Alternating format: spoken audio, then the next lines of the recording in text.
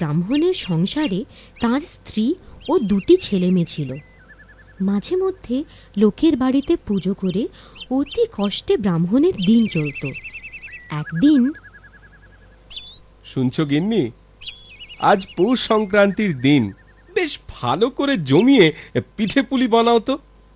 ও সেই কবে চৌধুরী বাড়িতে খেয়েছি, সে স্বাদ আজও জিভে একেবারে লেগে আছে। আহা মরণ, শখের বলিহারি যাই। ঘরে নেই চাল, শিরে সংক্রান্তি, আর উনি খাবেন পৌষ সংক্রান্তির পিঠে। তোমার কি ভীমরতি হয়েছে? আরে চাল নেই তো কি হয়েছে, আমি তো আর পোলাও খেতে চাইনি। সংক্রান্তির দিনে ঘরে একটু পিঠে হবে না? পিঠেটা হবে কি দিয়ে শুনি? যে দুবেলা দুমুঠো খেতে দিতে পারে না, তার আবার তো নোলা কিসের? হ্যাঁ, যাও না, অতই যখন নোলা, ওই চৌধুরী বাড়িতেই হাত পেতে খেয়ে এসো না আবার। আহা, আমি কি একা খাবো বলেছি? অনেক হয়েছে, আমাদের কথা অত ভেবো না। এই দেখো, এই সকালবেলা আবার মরা কান্না জুড়লে তো। রোজ রোজ এই এক অশান্তি, আর ভালো লাগে না, ভালো লাগে না আমার। এক এক সময় মনে হয় যাই যাই ঘর সংসার ছেড়ে বিভাগী হয়ে যাই। তাই যাও, সংসার ধর্ম তোমার মতো লোকের জন্য নয়। না, আমি তো পাষাণ। এই রইল তোমার সংসার, আমি চললুম।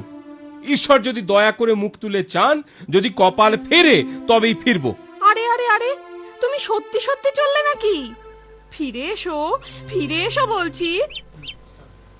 ব্রাহ্মণ স্ত্রীর কথায় কর্ণপাত না করে গ্রামের সীমানা ছাড়িয়ে মনের দুঃখে এক গভীর জঙ্গলে প্রবেশ করে।